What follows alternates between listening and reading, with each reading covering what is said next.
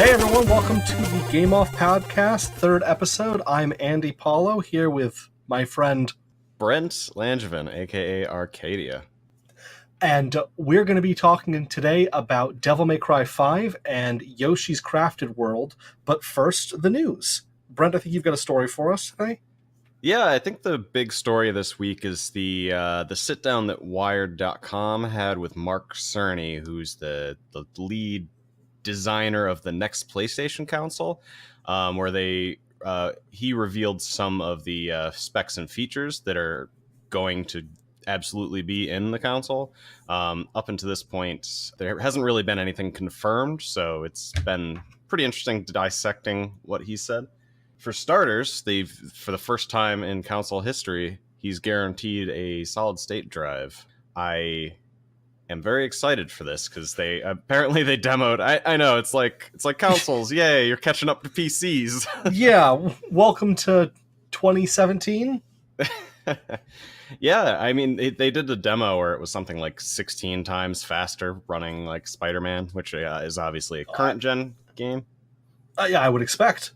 Yeah, right. I know a problem with current generation consoles is that people would mod them and have SSDs in them, but they wouldn't have like the motherboard didn't have connectors that could support the speeds that they would go up to, so they'd only get like a 30% improvement. But like these new consoles are being built around the idea of having SSDs in them, so we should see a pretty shocking performance boost, which is nice. Now, do they give an indication of onboard storage amount? No, and I think it'll probably be disappointing just like it was this generation. I think it'll probably be extremely disappointing considering they're going to be putting SSDs in these things. Do you know if like SSD prices have kind of come down a bit more? I know they're not as bad as they used to be, but No, we replaced a lot of them at work, and we got a lot of, I want to say that 1 terabyte ones were under 150. I know that's a pretty vague thing, but this is with consoles. It just feels like, if they're selling 1 terabyte at 150, then they'll have their base model, and for an extra 150, I'll get an extra 50 gigs. Yeah, just with the way that that proprietary hardware kind of tiers their storage amounts. Right. Yeah, and that's also not much storage, especially on something you can't modify internally. I mean, yeah. I don't know if the PS5 has external support, but I know the Xbox does. So, like, for example, I have an 8 terabyte external drive, and it's 95% full. So I have 10 total terabytes, and these 10 terabytes, and it's full. And I do have an absurd amount of games, but it's not like how are you this Xbox store? How are you at? Because I've got 2 internal for Steam, and I've got to imagine I own more Steam games than you own Xbox games.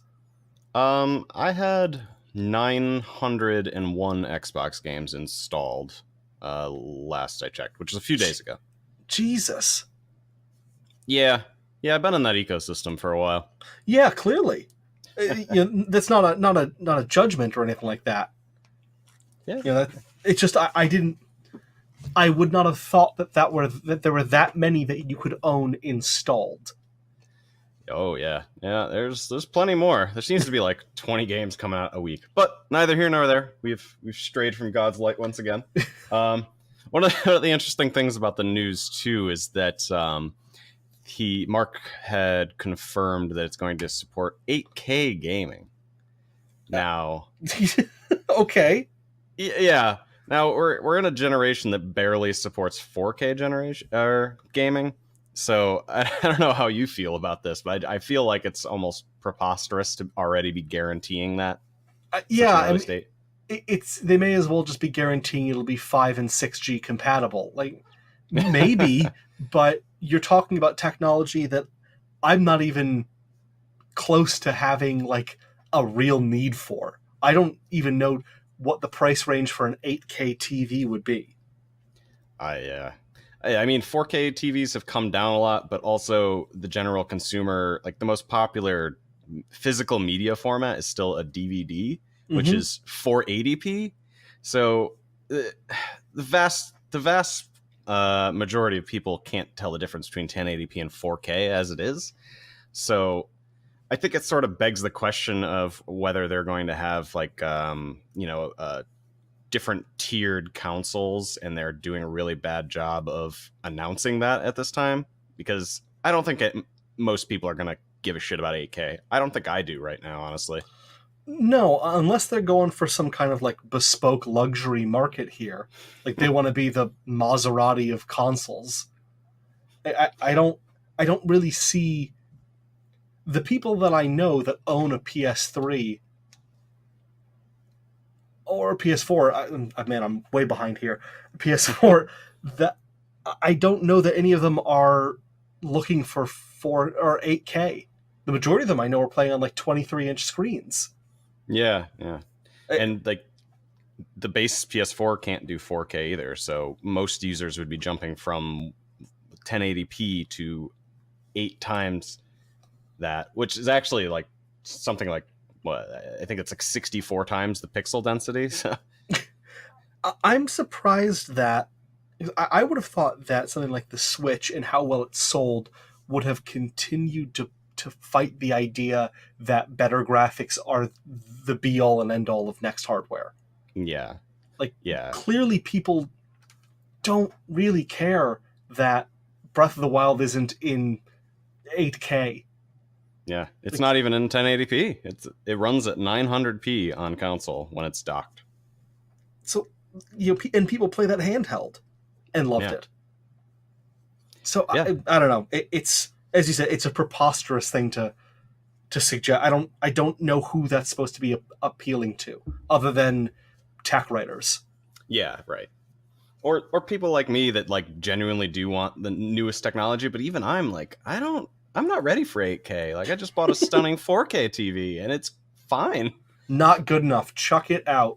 Yeah, well, I mean, the TV itself is fucking amazing. It's maybe the best thing I've ever bought, but I don't sit there and like, but there's not enough pixels. Like I would have never thought of that until somebody was like, but you could have more pixels. Yeah, you are the king of last year, my friend. Apparently.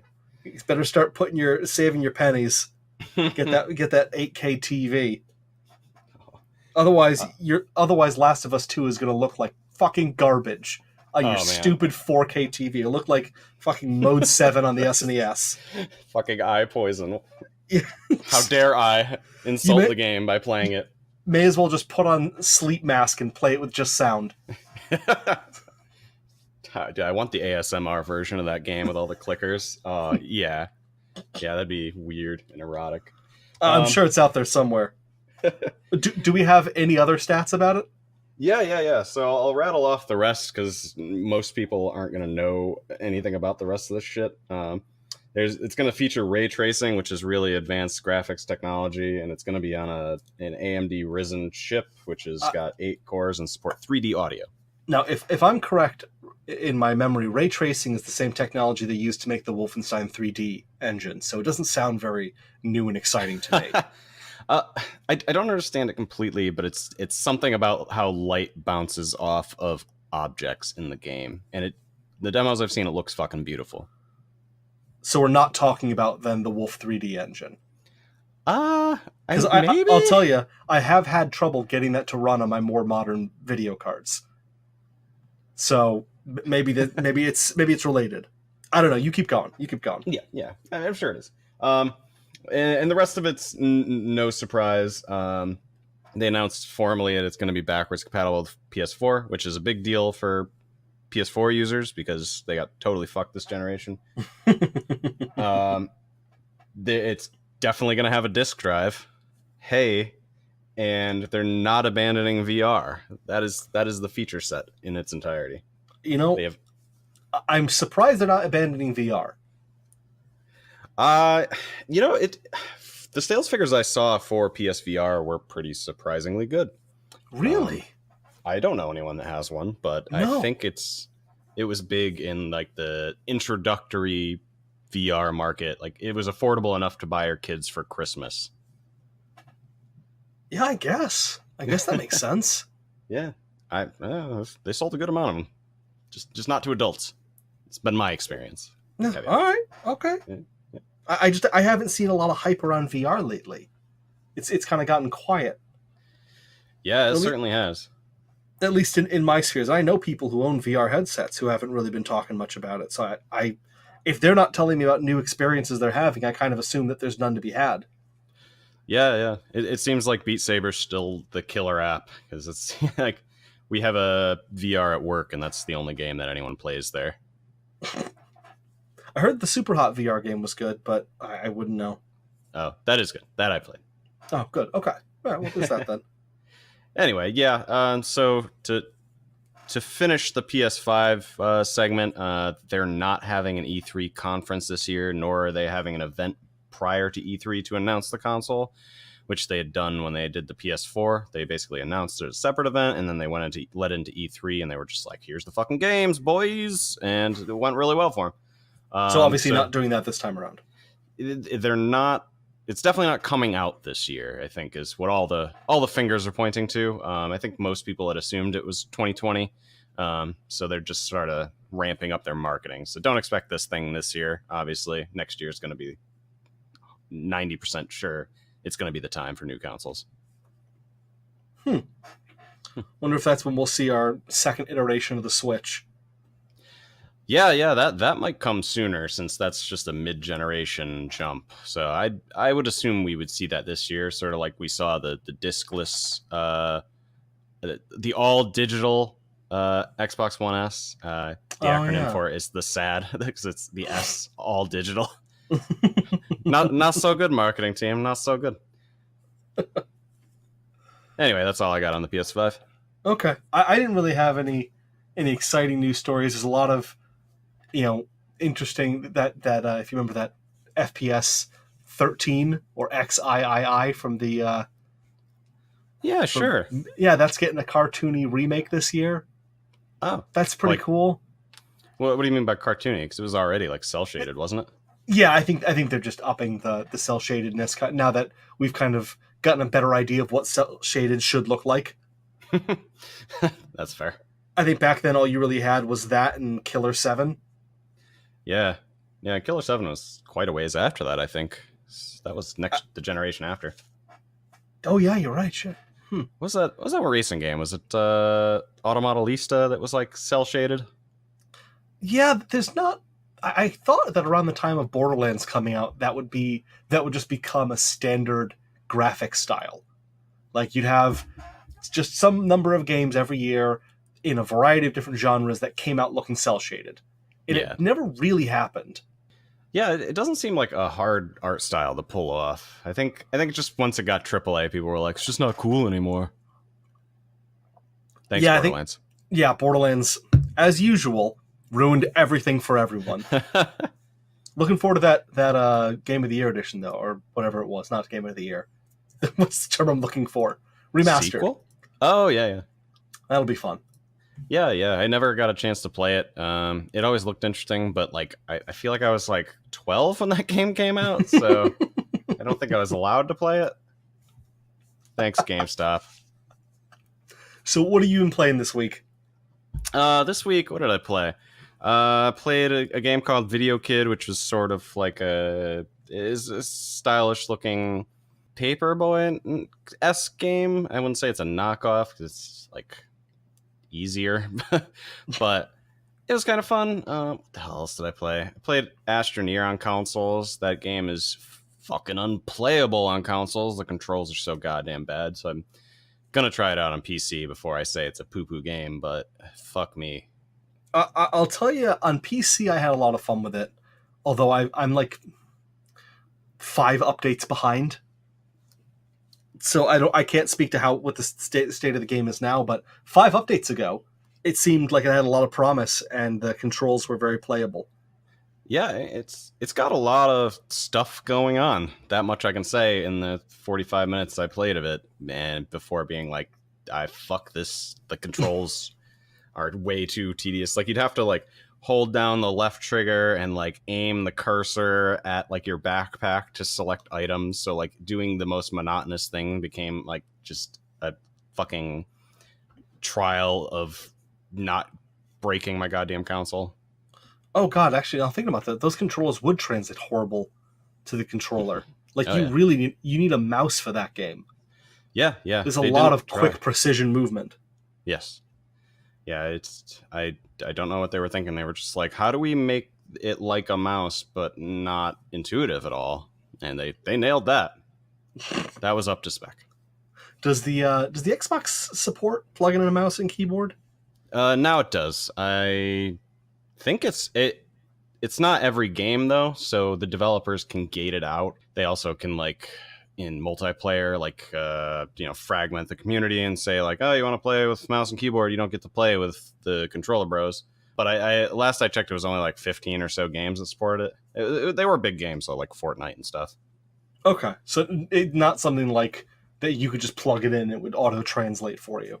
Yeah, Astroneer, I don't know if it supports it or not, but like it's also a play anywhere game, so I'm just gonna fucking play it on my computer. That makes more sense. Oh, and I also played the Overwatch patch, which is just a yearly event that they do with new skins and stuff. And it's like the one or two times a year that they actually release like co-op modes. So it's basically you sort of run this gauntlet, and you get like wait, like it's like a horde mode, but you kind of move along like you have a payload like you do in a lot of Overwatch maps.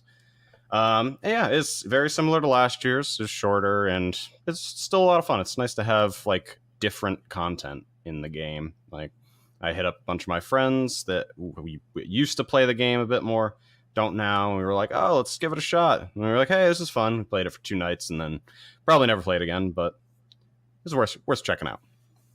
Yeah, that's one that I keep thinking I'm going to get back into. Like I still have it installed. Every once in a while, I open up Battle.net just to let it update itself, but I never actually end up booting it up. Yeah, it's comforting to know it's there, though. What have you been playing this week? So I've been playing a little bit of that new Dangerous Driving. Still working my way through that. So far, it's a good time, but I'll probably have more to say about it when I finished it. Okay. I played the new Fairy Solitaire game. That was very exciting. Came out on Easter. Perfect day for it. Yeah. Fairy Solitaire Harvest. It's they changed up a lot from the old Fairy Solitaire formula. It used to be just kind of like a Tri-Peaks type game, but it's very... This isn't just more of the same. They really played around with the mechanics, played around with the bonuses and combos, and just made it feel like a real sequel rather than just more of the same. Nice. So that was a lot of fun. That was a good one. I wish I knew more about the solitaire genre so I could be like, oh, tell me more about this one nuanced thing. Yeah, this isn't the right venue for me to really go into great detail about solitaire, and it's not easy to do just as an audio only thing to explain the intricacies of the way that cards are placed and stack. That's all another place and another time. Yeah, well, one might request that someone make a YouTube channel for such a thing. Yeah, if you did have interest in that, I can plug things. Just go for it. Into this. Check out my YouTube channel, Solitalker, and video for Fairy Solitaire Harvest should be up within a week, so keep an eye out for that. Other than that, though, I've mostly been playing the game that we're going to be talking about today, and more Gems of War, but there's not much anything more to say about that. Are you matching those 3 gems? I still am.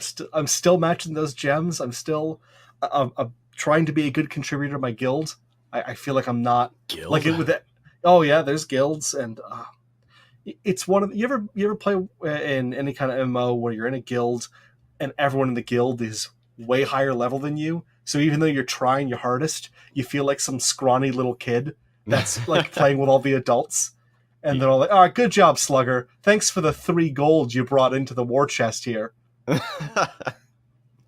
it's like, hey, you guys completed your guild task this week. Here's 300 keys that you can use to open items. And normally I'd get like 5 keys a day.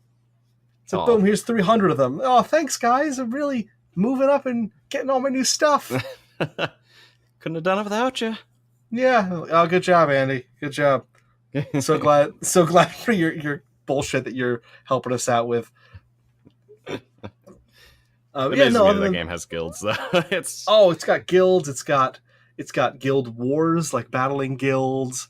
They got a ton of is it different like game modes. intuitive or is it just like mobile game sort of like Oh, it's fucking nonsense. I don't know if you ever. ah. I don't know if you ever played or how much you played the Fire Emblem Heroes game or whatever it was on phone. Yeah, played a ton. Still play it. Don't like to talk about that. It reminds me of that game because I remember when I first booted it up and installed the Fire Emblem game on Android, like a year after it came out, and the first 10 minutes was me just dismissing things that I didn't understand. Like, this week, 5 times earning on purple gems. I don't know what that is. It's like, this week only, trade purple gems for green auras. I don't know what that means. Like, just too real. Your login bonus is this. You've been awarded this. Here's 500 of them. Don't spend them all in one place. You have no concept of whether or not 500 is a regular amount to get every day. Yeah, the game's done a real good job of just making up mechanics that aren't fun and then just like slowly brushing them under the rug. Like, oh, I hope you don't remember anything about the auras or the old way we used to do voting gauntlets. Yeah, so that's kind of what Gems of War continues to feel like for me, is just I only understand about a quarter of what's going on, but I'm still moving up the PvP ladder, so I'm happy. Hey, so we got some changes this week, don't we? Yes, we do. We're kind of changing up the way that we're doing things based on some feedback that we got. Thank you to everyone who's listened thus far and given us feedback. There's dozens, if not millions, of you. Yeah, it's really appreciated. We do take the time to read all the feedback email that we receive, and no, it was plenty of people gave us feedback. yeah. God. But yeah. So I'll let you describe it actually, because you're the one that kind of came up with this idea. Okay, so one of the things that we noticed was that it was going to get difficult to pair some games together. Like the one I'm talking about today, Yoshi's Crafted World, may not be the easiest to pair with many other games that are out there, because there aren't a lot of arts and crafts based side-scrolling puzzle games currently out on the market. And the same with Devil May Cry 5. Not a lot of other games out there like that right now. So the idea that we had was to, rather than directly comparing them, kind of slot them into a ranking where every game we play, we add to this list of games that we've played this year in a kind of which one's better than the other numerical order. And each game that we discuss and we bring to the table, we slot into that ranking, so that eventually we've got a fully seeded list that we can then have a larger discussion about. Yeah, so we're not going to lose the end of year, end of season brackets, but we'll basically decide who's in the bracket depending on who's in the top tiers of this ranking system. So each game that we play, and every week we should be expanding on that and getting a better feel for where these games fell, not only in general but in comparison to the stuff we played this year, which is really the more important part. Mm-hmm. Is that we can't really like make a definitive statement about whether or not they were good or bad this year, but just in comparison to what we've done and what we've experienced. Yeah, I think that pretty much covers it. So yeah, I think so. Please look forward to it. Actually, well, we have to discuss our first 4 games and how we're going to rank them. So far this year, we've done Kingdom Hearts 3, Anthem. Those were the 2 winners from week 1 and 2, and then we have Far Cry New Dawn and Apex Legends. How you thinking about ranking these, Andy? I think that kind of the way that you described them is the order I would put them in. Yeah. Yeah, you know what? I have written them down. I think that works for me. Yeah. I think for the 2 games that I had reviewed, I had placed them in the correct order. So, yep. So if you agree that Far Cry was better than Apex Legends, then we have our current rankings. Yeah, I think it's still going to be an unpopular take, but I'm going to stick with it. Apex Legends. I apologize, Apex Legends, but I can't play you anymore. I don't know what you want me to do. There was some news actually. The Twitch viewer count for Apex Legends dropped by like 75% in the last 2 weeks. Really? Yeah, it's well below Fortnite again. Yeah, it's really fallen off. I don't know how indicative that is of like, sales of skins and revenue and whatnot, but like it doesn't paint a great picture. Well, that's unfortunate. It was a well-made game. I mean, it lasted longer than Lawbreakers, so. Oh, that's a cheap shot. I know. I'm sorry. I wanted Lawbreakers to be good too. I don't know. I don't know what to say. Yeah. No, I hope Apex Legends does well. I hope that they eventually add better matchmaking and fun back into their game. Yeah. They introduced a lot of interesting things to the battle royale genre. So I mean, I doubt it's going to die anytime soon. But all the best. Best wishes, Yeah. Apex Legends, and Godspeed. all your future endeavors. I mean, PUBG's still doing incredibly well. People just are like, but Fortnite's doing so much better. It's like, yeah, but do you like look at the numbers? Like PUBG's still the top played game on Steam. Last I saw. Yeah, I think you're right. Yeah, And it's when you're talking about the number one and number two, those are still the biggest games. Yeah, exactly. Like you're not. It's not like there's only 3 games out there and Fortnite has 89% of it. Like PUBG and Fortnite are the majority of games being played out there at pretty frequently. Mm-hmm. Yeah. Well, we'll see. I would be happy to see Apex Legends slot itself in there as a constant third, just because I think that kind of competition will breed better games. Oh yeah, for sure. I mean, that genre is just going to get so oversaturated so fast too. And I want to see Respawn be successful. I want the best of success for them because they seem like cool dudes. Yeah, yes, very cool dudes. Yeah. More importantly, for Jedi Fallen Order, which is an incredible looking game. Check out the teaser. Oh man, so awesome. Yeah, very excited. Anyway, let's get started with our not matchup then. Yeah. We'll be talking about our 2 games sort of in the same method we've been, which is we'll do category by category. We're gonna start off doing the narrative / world building category first as we introduce the game, since they sort of mesh together well, so you guys can get a better picture of the game we're talking about. So you want to talk about Yoshi's Crafted Island for us, Andy? Yoshi's Crafted World. It's a whole world, not just an island. Oh wow! I want to. Sorry. I'm really excited just to talk about this because this is a game that I actually have a lot of love for. And the last 2, I feel like I came into it very whatever. So I'm very excited to actually have excitement for a game here. And I'm sure that, not to get it completely off topic, but I'm sure the fact that this is the first game that I'm having a lot of excitement for, people can and will read into as to what it says about me as a gamer. But that's fine. I'm willing to bear the brunt of that. Yoshi's Crafted World is a side-scrolling platforming puzzle game, a la Kirby's Epic Yarn, if you ever played that. It's very light, it's very refreshing, it's very easy. It is something that I've heard people say about it a lot, in a negative way, but it's very... the challenges are fun and interesting, but they are not something that is going to make you sit there and scratch your head for 20 minutes or rip your hair out because you've been trying the same puzzle over and over again and just can't get the timing right. So like it's, I think it was said in like the context of it's just impossible to lose. I think that was the problem people had with it. Not so much that it was easy. I've had that leveled, and there is an easy mode where it is impossible to lose. I know that you can there were some videos of people basically having like books or rubber bands beat levels. But it's kind of in the same way that, if you remember Mario 3, there were whole levels that you could play by just holding down the P-wing and flying to the right. And it's kind of in that same way. You can just fly forever in the easy mode, and that would allow you to skip huge portions of levels. But a lot of the challenge comes from going back and replaying.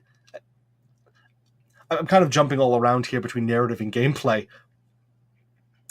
I'm supposed to be talking about narrative, right? Yeah, narrative world building. Right. Okay. So I'll get to the accusations of it being too easy in the gameplay section. Fair enough. The story is very Nintendo platformer, like a lot of the Mario games where they just kind of dump an entire story on you in the first 2 minutes of a cutscene, and then just like, here's why you're going through this world. Don't worry about it beyond that. It kind of does that same thing. You are trying to find all the pieces of the magic MacGuffin that will allow you and the other Yoshis to leave the place that you're on. That's made out of wool and other crafted materials. Why do they want to leave? It sounds wonderful. Yeah. But that wizard guy, that wizard that's in Mario that hangs out with Bowser Jr. or Baby Bowser, you know what I'm talking about? Flies in the broom and wears the wizard hat. Yep.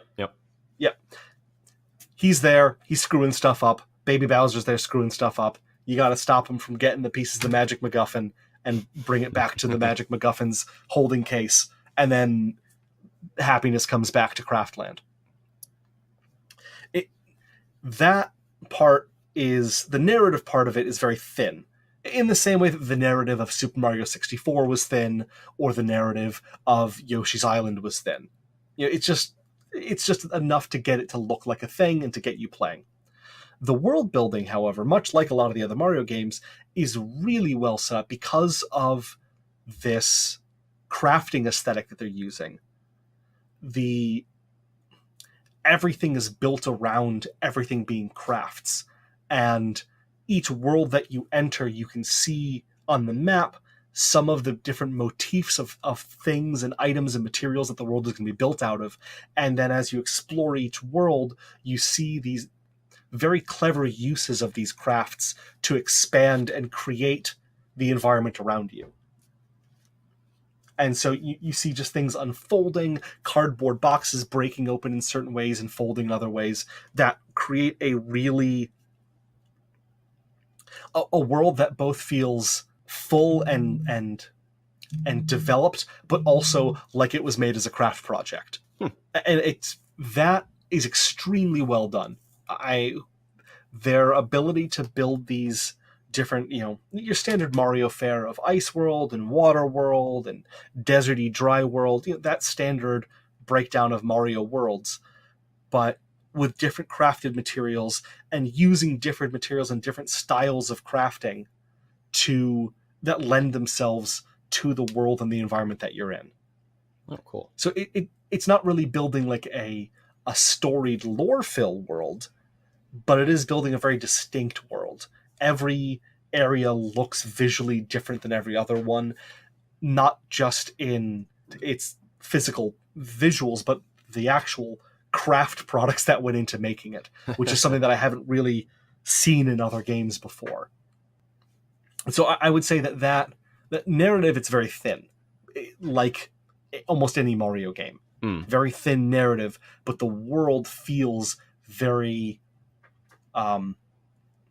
detailed and explored and fleshed out.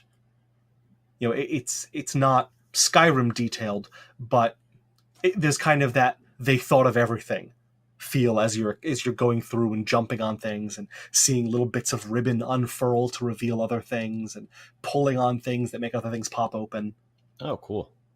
Yeah, it's very well done in that sense, and the world is one that I whenever we had people over, I just wanted them to look at it and just to look at this game, even if you don't care about what's going on screen, just look at it.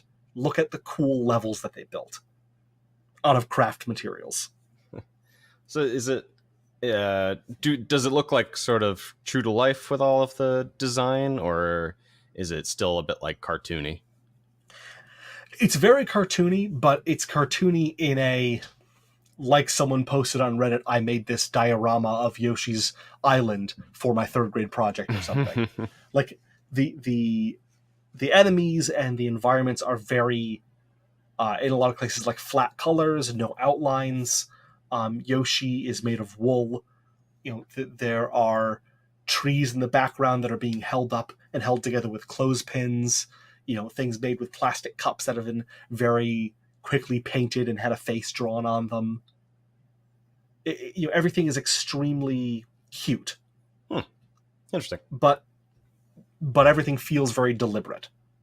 So yeah, it's great. The worlds are great if the narrative is a bit thin. Gotcha.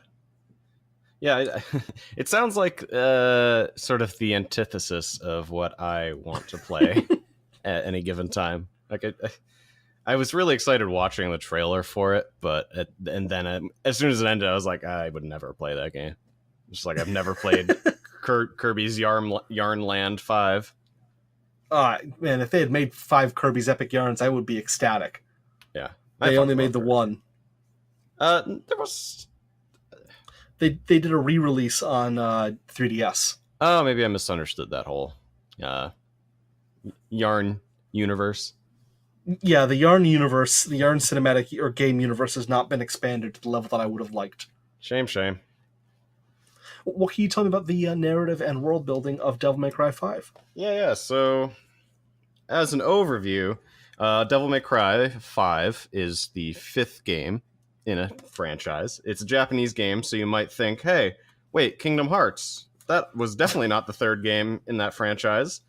But yeah, as far as I know, Devil May Cry only has 5 games, and then they tried to reboot it between 4 and 5. Oh yeah, was it Ninja Theory's DMC? Yeah. It was really well received, and for some reason just didn't translate to the market. Yeah, so, I've got that on Steam. I had fun with it. Yeah, it looked like a lot of fun, and like Ninja Theory does plenty of other amazing games, like Hellblade. It's one of the most critically acclaimed games of I think it was 2017 when that came out. But yeah, this is beside the point. So Devil May Cry 5 is it sort of follows the adventures of a devil hunter named Dante. Up until this game, I believe you're primarily playing Dante. I have not played 3 or 4, so I can't speak too strongly to those 2 games, and I only played 1 and 2 very briefly. But for the most part, the entire franchise is centered around Dante. And so this game sort of is a takeoff for the franchise because there's very much 3 characters that you play as, and you don't play as Dante until I think like the last third of the game. So, and this will probably get more into the gameplay, but as an overview, they all play very differently. So like your skills don't transfer between these characters at all. Like maybe more so between Nero and Dante, but I'll get into that later. So the game is it's very much a Japanese story. There's not too much I could say about it. Like basically it's a post-apocalyptic game more so than all the other ones. Like you would think like demons invading the world, it must be the end of the world.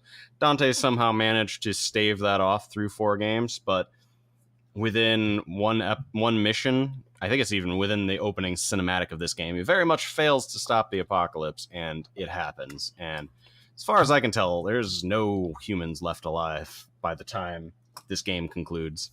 So kind of writing themselves into a corner there, huh? Yeah, it's pretty heavy content, especially for how like lighthearted the characters are. So the game very much leans into not taking itself seriously. Like for example, there's a cutscene of Dante doing a moonwalk when he gets a ranged weapon at one point, and it's like I think this was in development before Leaving Neverland came out, so right now it's like, oh, that was tasteless. I hope they knew what they were doing. But like this is all in the middle of like this post-apocalyptic wasteland with literally like blood flowing down the roads, and he's doing a fucking moonwalk, and you're like, oh, Dante. Oh, Dante. You're so wacky. Yeah. One of the more interesting things, and I'm getting into the storytelling of the game itself, is that the missions. So the whole game is like mission based. I think it's a total of 20 missions. And so once you get to the point where you can either choose which hero you play in a mission, or if it's just a mission that runs in tandem with other characters and their story, you can actually go through the mission and like see them fighting on like another rail that's going along the map that you're going along. I was really excited about that. Every time I'd see it happening or hear it, I'd like look around for, like, where's Nero? What's he fighting? And then I just like watch him beat the shit out of somebody. That's a clever idea. Yeah. No, I don't think I'd ever seen that in a game before, so I was like really excited by like that storytelling aspect. It really pulled me in and didn't make me feel like I was alone in this universe. Just running through these like tubes of blood and purple veins everywhere. But I'll get more into that in the art department. Yeah, I guess I don't really have much to say about where it doesn't do an amazing job of world building. Like it tries to keep you grounded early on by making all the customization around like the van you're traveling around in, but like pretty early on you get detached from the van pretty frequently, which sort of lends itself to these fucking hilarious cutscenes where you'll like find a phone booth in the middle of nowhere, this like desolate wasteland. Like, there's a fucking phone booth here? It would be like an actual line, they would say. And they'd pick up the phone, they'd call this girl named Nico, and she would literally like bust through a ceiling, like straight down, like 180 degrees, and like land the van. And you'd be like, okay, cool, time to upgrade my stuff. So a very tongue planted firmly in cheek game. Oh, for sure, yeah. It completely abandons that later on, which was like one of my favorite things in the game. So you just get what I believe are in the old games, these divine statues where you can do upgrades. And that would probably lead me more into gameplay. So I'll probably stay away from there. But yeah, there's really not much to say about the story other than like there's demons all over the place now. There's one really big demon you gotta beat up, and everything in between is like very Japanese storytelling, from games, at least in my experience. Just like very, very quick cutscenes with like melodrama, and then like super stylish cinematics that like would blow your mind. Like the opening cinematic, it's not much of a spoiler. It's not a spoiler at all because it's the opening cinematic, but you should just go watch that and be like, holy shit, what a job they did on just making this game look cool. Well, I'll definitely have to check that out because I played the third one and the fourth one and enjoyed them enough. So and DMC. So this has been on my list a little bit. I'll definitely check that cinematic out because that was one of the things I loved in 3 and 4 were some of the most just outrageous, you just beat a boss cutscenes. Yeah. Every boss has just like snarky one-liners at the beginning of it and at the end of it. It doesn't fuck with the Devil May Cry formula whatsoever. It leans very much into what made it popular back in the day. And that might be what people didn't like about the reboot, was that it maybe took itself too seriously. It's some of the criticism I heard. It definitely was a different tone.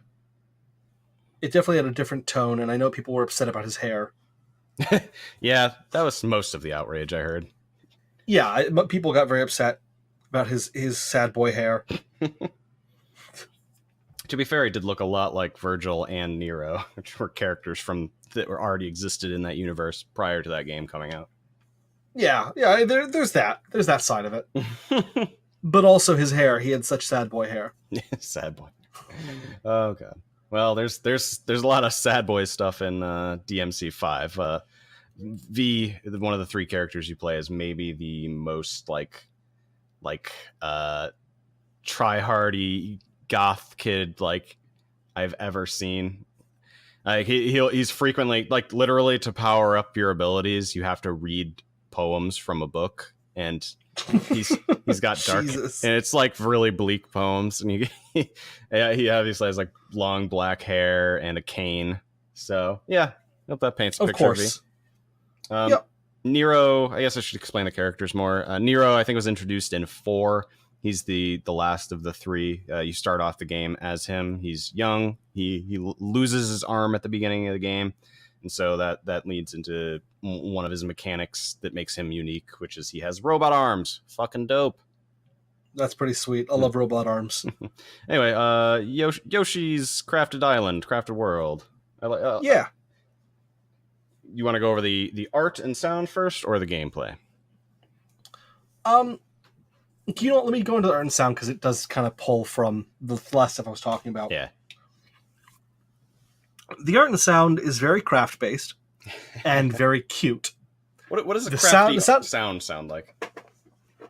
The sound is not crafty. I'll concede that. It's mostly just very cute bits of music and very, what's the word I'm looking for? It's not a very full soundscape. It's probably the nicest way to phrase it. It's got a little bit of music playing. It's got your standard, like, I'm walking on the ground noises, and then your sound effects when you jump, when you land on things, when you eat things, when you poop them out. Your standard side-scrolling music. There's not a lot of ambient effects. There's not a lot of sounds of things in the distance and sound panning from the left to the right and forward and backwards. It's mostly just kind of what's going on screen and a background track. The music's very nice. It's very, in the style of Mario, very fitting to the theme of the level that you're in, with a kind of memorable little loop to it. The sound, or the art, however, is the biggest draw to this game, I think. As fun as the gameplay is, I don't think it would be as fun without this conceit of everything is handmade. Everything is made out of household materials and crafting products. And they nailed it 100%. Everything feels, in the demo level that you can play, you make your way kind of through a little countryside, and there's a train that keeps coming by on the tracks, and the engine of the train is actually made out of a little craft project that you yourself could make to make a working engine with a little battery. Okay. And like the kind of thing, like a kind of project that you would have gotten in a little in a kit at a toy store for like a make your own little mini engine kit.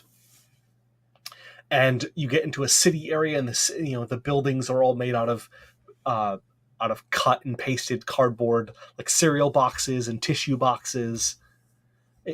They really did a good job, not just taking the idea of, all right, let's make things look like crafts, but you could pause the game and really recreate everything on screen by just finding the material it was made out of and doing what it looks like on screen.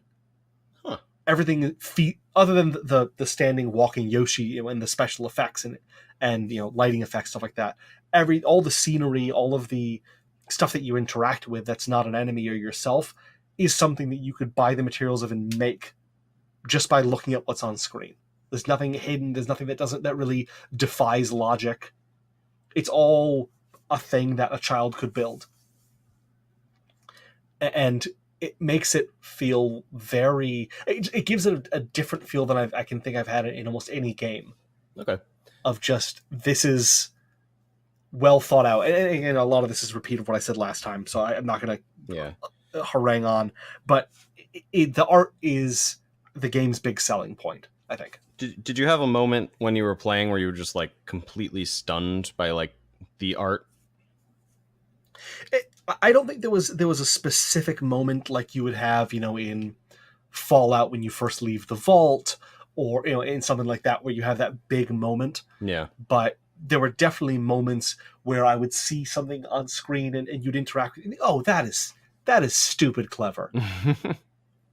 that how they made this set piece out of plastic cups and styrofoam and bits of ribbon and bits of crinkle, that crinkle plastic that you use to, like, I don't know what the hell it is, but that crinkly plastic that you get sometimes that they put in like dog chew toys to make that noise, and bits of cork, and you look at it and think, that is fucking clever.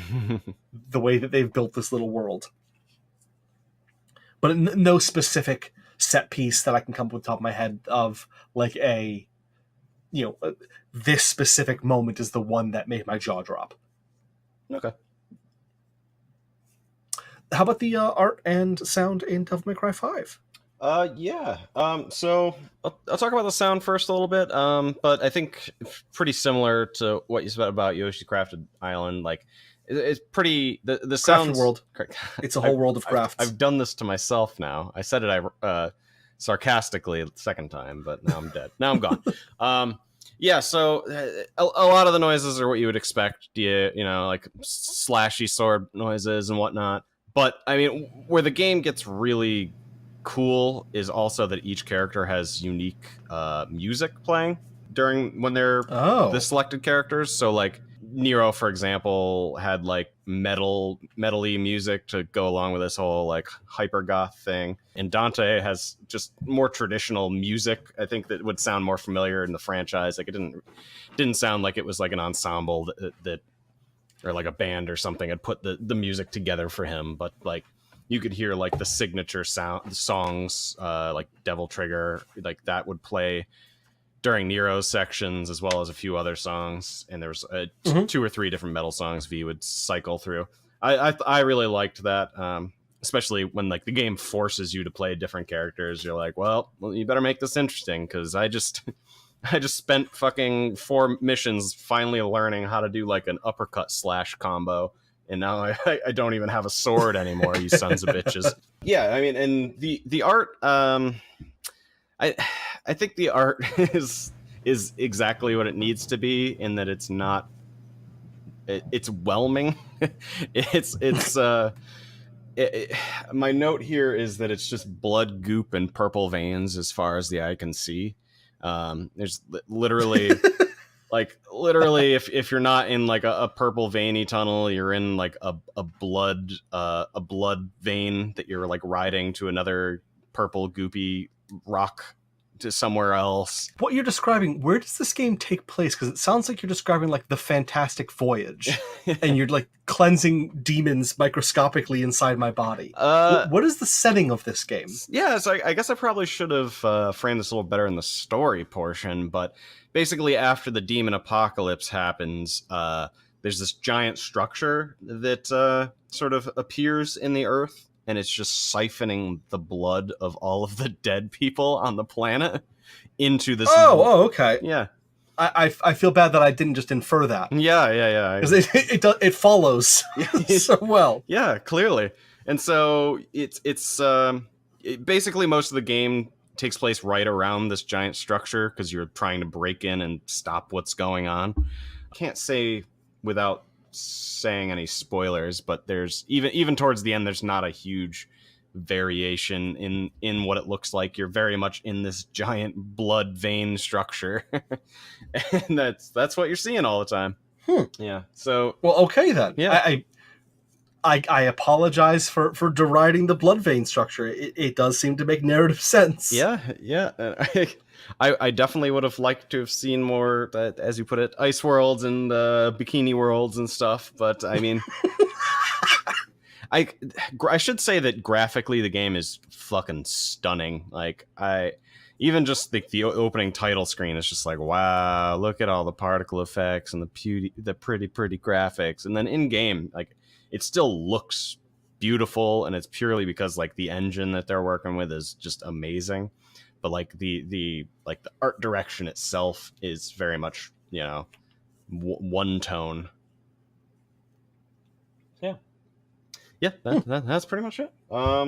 Okay. Talk to us about the gameplay in Yoshi's Crafted World. Oh man, I'm excited to talk to you about the gameplay in Yoshi's Crafted World, because it's really good gameplay. You're Yoshi. You can grab things with your tongue and eat them and poop them out to make eggs. The eggs follow you around, and you can throw the eggs. One of the things that the game does that I really love is that you can throw eggs into the background or the foreground. Oh. And that can trigger things going, because you're basically walking a linear path, even though it comes towards the camera at times and further away from the camera at times. And occasionally it'll branch where you can stay on your current path or move onto the path in the background for a little while. But you can interact with things by throwing eggs or other objects that you happen to pick up at things in the background or foreground, and a lot of finding the secrets and unlockables, or not unlockable, collectibles, that's what I'm looking for, is done this way. A lot of the replay value in the game is you play through a level, like in the demo, for example, which is the first level, you play through it, and then this adorable little robot man made out of cardboard boxes tells you that he wants you to find him 5 cows. So you play through the level again and start spotting these little cows that are just construction paper cutouts of cows that are in the background of this country area that you're in. Dog. And so you have to... Yeah, it's really cute. And a lot of times you have to throw an egg to knock down a tree so you can get a line of sight on this thing, or you have to expose it in other ways. There are these bushes that have butterflies that are little cardboard cutouts of butterflies that are just swaying back and forth above them. And if you throw an egg at the bush and not the butterfly, the bush gets knocked over, and you see that the butterfly is actually just a shy guy holding a butterfly and a little piece of wire and waving it back and forth. It's little touches like that that get revealed by knocking down pieces of the area that really give it that really well thought out feel. After you build a level, you can play the level flipped, where you're now looking at the entire level from the other side of the table that the diorama is on. Oh. And the other side of the table is all the unfinished stuff. So the buildings that had really nice construction paper cutouts to make them look like apartment buildings in the front, on the back are just cereal boxes. And they have barcodes and little fake, like they have little the milk boxes are boxes of Lon milk. Oh, reference.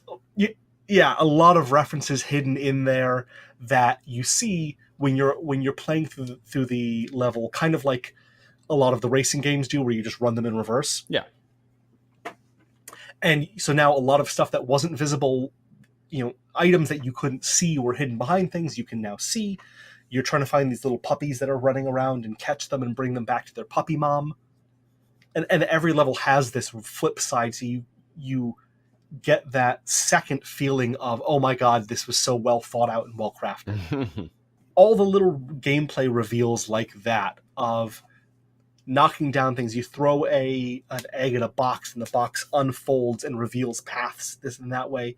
And it's not just a path, it's a path to an adorable little bench on a raised platform where the little sunflower that you're trying to find is. Or you have to throw your egg, and you have to kind of thread a needle through two different windows of two different buildings to get it to hit the thing that you want it to. And then it reveals itself in a very cute and over-orchestrated way. It's all, the whole game is just making the environment reveal itself and throwing eggs at things. The co-op is interesting in the way that it kind of plays with how you play through the game as well, because you can ride on, it's two Yoshis playing at the same time, and you can ride on the other Yoshi's back. What? So you can ride on the other Yoshi and then jump off of them, kind of like you would do in Super Mario World. And you can use that as a way to help people, or if you're playing with your little brother who's not very good at the game, he can jump on your back, and then you can jump and have him jump if he's not good at the double jumping and the glide jumping. Yeah. Just kind of help carry him to the next area. Is there content you can only do with two people? As far as I know, no. Everything is accessible with just one person. Okay. So there are no areas that are gated off and require co-op. It does almost like, I'm sure other games have done this. The one I think of is Sonic and Sonic 2, where if you run too far ahead, Tails just kind of flies in and catches up with you. Yeah. It does that anytime you lose, you go too far from your co-op partner, they just kind of turn back into an egg, and the egg is in a bubble with propeller that flies into your area. Mm-hmm. Things like that. It's a Yoshi game. It's a first-party Mario game. It's a very well-crafted game. The gameplay is super tight. The puzzles are not taxing. I'm sure that they can be solved by kids of single-digit age without any problem. The boss battles are not taxing, but it's not. It's not a game you play to challenge yourself. It's a game that you play to just be overwhelmed and bathed in cute gameplay and cute little reveals on screen. Yeah. Yeah, kids of those ages deserve games too of AAA quality. Yeah, absolutely. And this is the kind of game I think that I would have, 20 years ago, would have broken out to play with my sister. And she would have really enjoyed. And, a game that my mom would have bought and said, okay, but you got to play this with your sister. You got to make sure she can play too. And she, because it's built for that, it would have been actually possible to do. Yeah. And not that irritating, okay, let me just give me the controller so I can get you through this area. Yeah. Okay, give it to me again because you don't know how to double jump. Yeah, there are shockingly few games that are just two people on the screen like that. I've definitely looked for some in the past to play. And it's if anything, it's like, oh, I have to do twice as much work now. Like, not necessarily like take over for the other person, but it's like, oh, I gotta be on my fucking game now because the game's twice as difficult, and the other person's doing half the work. Yeah, at no point did I feel like I was babysitting. Yeah. Or like I had to keep an eye on them. Like I trusted that the game was going to catch them up when need be, and anytime that they got stuck, I could help them out of it without feeling like I had to just take over entirely. So that really well done. Other than the aesthetic reveals and playing that, it's not doing anything incredibly new, but kind of in keeping with Nintendo's history, it's doing it very tight. Okay. And everything is extremely well. I keep saying crafted, and it's not a pun I'm trying to do. It's just the word that keeps coming to my head. They crafted the craft so craftily. Yeah, exactly. I couldn't have said it better myself. What about the gameplay of Devil May Cry 5? So, the gameplay of Devil May Cry is really the highlight of Devil May Cry 5. I don't think ever anyone comes in for the story. So I'm sure some people are like, oh, what's going to happen to Dante and the demons this time? But really, the game is very, very much gameplay-centric, like almost to a fault. So, as I had already touched on, you play as 3 different characters. All 3 of them have vastly different move sets. Nero, for the most part, plays sort of like a simple version of Dante, but he also has different moves. Dante has a shit ton of weapons that sort of makes him considerably more complicated. So V I think is the most simple because you could almost spam his abilities and get away with it. He has 3 summons. He has a bird, which is basically your ranged weapon. He has a panther, which is dope, which is your melee attacker. And then he has like an ultimate, which is him summoning this giant, like almost like a golem made of shadows called Nightmare. And you sort of use that in a pinch, and he just drops down and fucks everything up.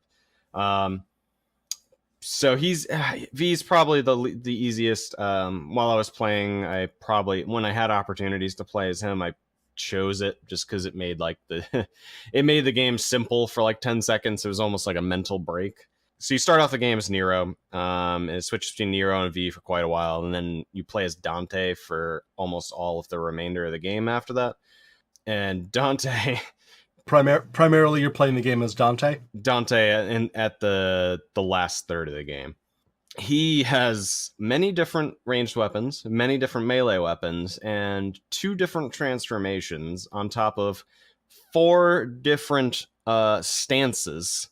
And that doesn't cover all of the different abilities that are unique to each weapon and each stance and each transformation. I cannot understate how many fucking moves are in this goddamn game. I thought there were too many on Nero. Nero has 1 weapon and 1 gun. I got to fucking Dante, and I think you're still getting weapons up until like right before the last mission, and I'm like, no, I don't want any more.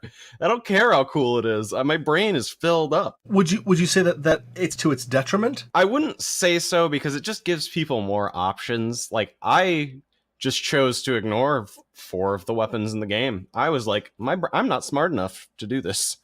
There's too many moves. I'd have to practice for hours to do anything with these other weapons. And that's on top of like it taking, 3 or 4 missions straight for me to learn how to use the basic sword. And then I'm like, oh, I get his moveset now. Now I'm ready to rock and roll. And by that time, I had gotten 4 more weapons, to which I had no choice but to just fucking forsake entirely. I was like, too late now. I learned 1 weapon. Good enough. But I wouldn't say it's to its detriment entirely. Like, I'm sure people have found wild play styles, like just using, the weapons I never even bothered with. Like, they look really cool. There's like a nunchaku that like transforms into a staff if you're in one of the stances, and then you can also like freeze people. Like it's regularly like an electric nunchaku, and then it becomes like a fire staff, and then it becomes like ice clubs or something. And then I looked at the moveset for it, and I was like, I'm never going to learn this weapon. There's 15 more abilities that my brain does not have the space for. But to me, that sounds overwhelming. And like it feels like that choice paradox would drive me insane. Because like I had that same choice paradox in Monster Hunter World. Yeah. Where I just felt like I can't even learn all of these weapons enough to try them to know if I like them or not. Yeah. And the same. I was the same way. I picked a greatsword. I tried out 2 of the 15 other weapons in Monster Hunter, and I was like, greatsword's good enough. But in Devil May Cry, though, yeah, like I would say as a personal result, and probably tinge a little bit in the overall experience. Actually, no, yeah, I'll leave that for the overall experience.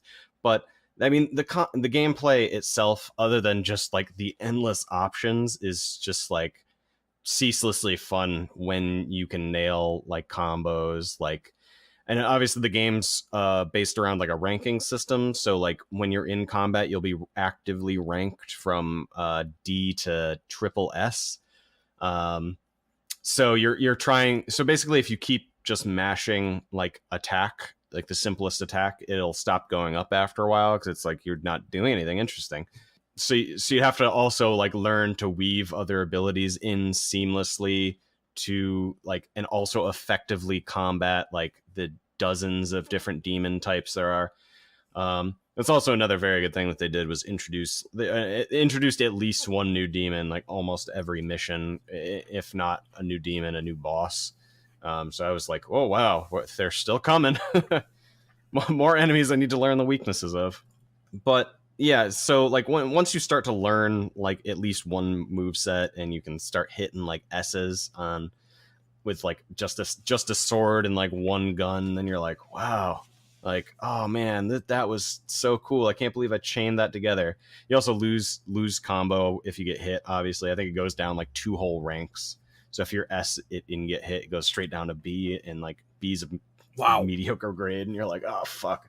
And sometimes it's like, so you really just need to get in there and hold your shit the entire time. Yeah, straight up. Sometimes you'll be in a room with like fucking 10 to 12 demons, and they're all attacking you from every angle. And this is a room that's like the size of like, I don't know, like a small bottom floor of like a 300 person library or something. Just like there's shelves and stuff. What do I do about this? Is there a lot of stuff to destroy in the area as you're like fighting through things? I always like that with games like Devil May Cry, where you're just tearing shit up around you. Not really, no. In that one library scene I was thinking of, that's pretty much the only time where there's like truly destructible things all around you. For the most part, there's like a few things, and there's like a few like variables in the world that like change up how combat works in different zones. But no, you're usually when you're running, and then you'll see like a circular room or like an suspiciously thick hallway, and you'll be like, I'm about to get zoned out and fight a bunch of demons. And then sure as shit, 99% of the time that was the case. Yeah, I mean, like I said, it's really satisfying when you quote unquote get good. But I can see how it'd be just wildly overwhelming for the general, the layman gamer. Yeah, so I think that wraps up all of our base categories. Would you like to conclude with your overall experience in Yoshi's Crafted World? Yoshi's Crafted World is a great game. I can't really think of anything that they could have done to add to it in any way. I think the length was perfect. Okay. You know, it didn't overstay its welcome. It's extremely well honed. It does everything it sets out to do. It is a game without flaw. I know saying Without a game is flaw. flawless implies it's, you know, saying a game is flawless is like, well, you know, perfect 10 out of 10, and that's not necessarily what I'm saying. I have nothing that I would say needs to be corrected in it. Yeah, it sounds like the video game version of a warm hug. And usually when you're getting a warm embrace, you're not like, could have been better. Yeah, exactly. This game is a warm hug on a cold day. And it's, what more do you need? I dare you to tell me that you need more. Well, Nah. Nah. uh, I'll also conclude Devil May Cry. To your point in saying that it could seem very overwhelming. I will say that my experience with it was that I very much got overwhelmed many times. It took me, there being only 20 missions, I probably only did 2 missions back to back at a time. Early on in the game, you'd switch characters so much that it would be like, oh, fuck, I'm not really ready to take on a different character. I just learned so much on this character. And then when you switch to just Dante for a while, then you're like, oh, fuck, Dante keeps getting more abilities just within himself. Like, it's a completely different playstyle. So I think the most amount of missions I played in one sitting was 3 back to back. Otherwise, I was only playing like 1 or 2 at a time. And then I'd just be like, I need to take a nap now. My brain good and full. But that being said, I had a stupid amount of fun every time I nailed like a good chain or, got really into the combat or, successfully killed bosses. That part sounds extremely rewarding. Yes. It's very much you get what you put into the game. It is not for the faint of heart. It's not as hyper difficult. So I think most people could manage getting through it, but they probably wouldn't get like S ranks, which is fine. Like, come in and just enjoy how zany the game is. I certainly didn't get S ranks in more than 50% of the maps. Game's not easy. No, I had a tremendous amount of fun with it as well. So, how do you think you're going to fit Devil May Cry 5 onto our ever-growing list of games that we've played? Looking at it now, I would guarantee it's below Kingdom Hearts 3. I think I can say that definitively, and that's just because, like, Kingdom Hearts 3, for the most part, I could play that game is like a warm hug to me. Like, especially when you don't have to deal with a lot of the stupid narrative bullshit. If you're just going and playing that game, it's always a good time. I'm struggling between before or after Anthem. Since I've gone over the game on the podcast, my view of Anthem is sort of deteriorated. So I'm gonna say I'm putting it at the number 2 rank below Kingdom Hearts 3. Well, that's funny because I was thinking that I was going to do very similar and slot Yoshi's above Far Cry New Dawn, and then I was going to kind of ask you where your feelings on Anthem were these days as to whether or not it should be above or below Anthem. Because I feel like this was a tighter, more enjoyable overall experience than Far Cry New Dawn, and I felt like I didn't get called racial and homosexual slurs at all, so it was definitely above Apex Legends. Right. No one told me I ate diapers as well, so that put it at least up above into the 3rd slot. To answer your question, whereas Yoshi's Crafted World is more of a warm hug, Anthem in its current state is more of a kick in the dick. I would say I have, if you continued having a enjoyable time for the entire experience all the way up until you completed that game, it's probably better than Anthem. All right, so that would put Yoshi's Crafted World in the number 3 slot. All right, so we got our for this year, our top 6 out of 6 so far, and wow, that makes Anthem down in the bottom half now, despite winning its original matchup. What an interesting result. Womp womp indeed. Anthem, get good at patches, BioWare. That's all I have to say on the fucking matter. Yeah. All right, so housekeeping. Thank you very much to our producer and editor, Danielle Ford. She's been helping us a lot with everything. Yeah, she does a great job. Yeah, we'd probably have one episode every 3 years for her. Oh, I sure as hell wouldn't be editing this, I can tell you that much. Yeah, I do not have her patience or dedication. Yeah, I wouldn't have. I'd rather be playing video games, clearly. That's why me and Andrew are talking about video games. Thank you to everyone who's listened so far. I've gotten feedback from a handful of people, and it's been good. We've tried to implement a lot of what you guys have told us. And we will continue to do so. So please, give us your feedback. Let us know what you want and you think and you hear, and just in general, just talk. Say hey. Just let us know how you do. How you doing? Talk to us. Let us know in the comments. How you doing? Yeah. It's been raining a lot. I'm so sad. What have you been playing, listener? Oh. Let us know in the comments. That'll be an interesting segment for the future. I think you just made a segment. Nice. Yeah, let us know what you've been playing, and we might react to it some kind of way. Who knows? Might judge you. We're pretty judgy. We're from the Northeast. Oh, super judgy. Oh god. What else? Oh, a little tease next week. I'm going to be talking about Crackdown 3. And I am going to be talking about The Division 2. Awesome. Please look forward to it. Yeah. Yeah. Enjoy the enthusiasm I have now. Oh god. What else? Like, subscribe, follow. Yep. I'm Arcadia on all of the socials. That's ARKEYDIA. I'm Solid Talker on all the socials that matter, which I think is just Twitter and YouTube, just those two. My live journal was shut down a long time ago, so I can't give that to you. Hey everyone, have a great week. We'll talk to you next time.